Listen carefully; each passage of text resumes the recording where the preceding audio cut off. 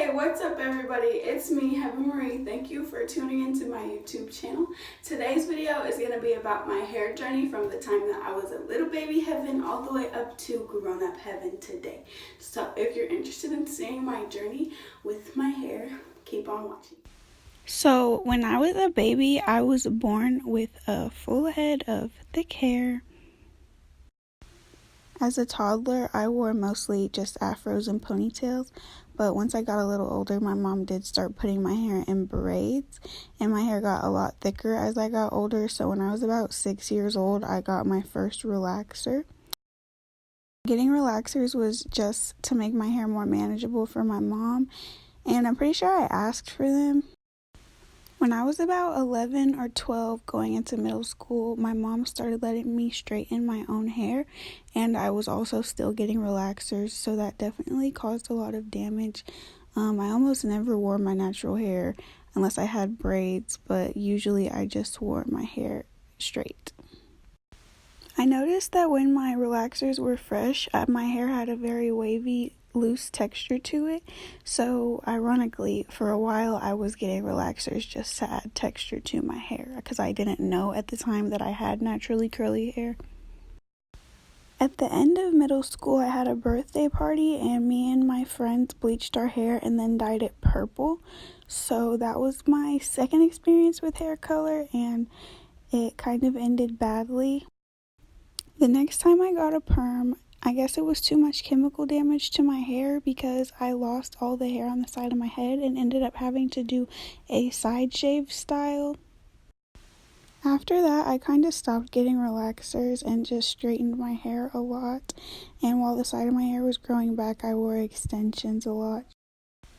After a lot of growing and cutting even, my hair did grow back and I decided to dye it red. So I bleached it a few times to the point to get it light enough and then I dyed it red. I kept my hair red for a really long time. I really liked it. I dyed my hair red my freshman year of high school, and I also met my good friend Cinnamon my fresh year of high school, and she's the first natural that I was ever friends with. So not only did she teach me how to do a twist out, which I wore twist outs a lot, she also started dreads for me sophomore year of high school. At this time, I still straightened my hair pretty frequently. Even after I had started my dreads, I still straightened my hair because it made my dreads look longer. I kept my dreads for about 6 months and I did let them lock up quite a bit, but I don't know, I just got tired of them, so I ended up combing them out, and when I combed them out, my hair was really long, so I just wanted to straighten it. Although I figured the reason that my hair grew so much while it was in dreads because there wasn't very much heat being put on it. So once I combed them out, I tried to put as little heat on it as possible, although I was still tempted sometimes. I did wear a lot of twist outs, and eventually I dyed my hair back black towards the end of my junior year. So one time I straightened my hair and I honestly don't know why. Maybe it was the straightener I used, or maybe my hair just gave up on me, because although it was really cute, when I wet my hair again after, it was fried completely. Although I was really sad about it at the time, this resulted in my first real big chop, which was probably one of the best things I ever did for my hair.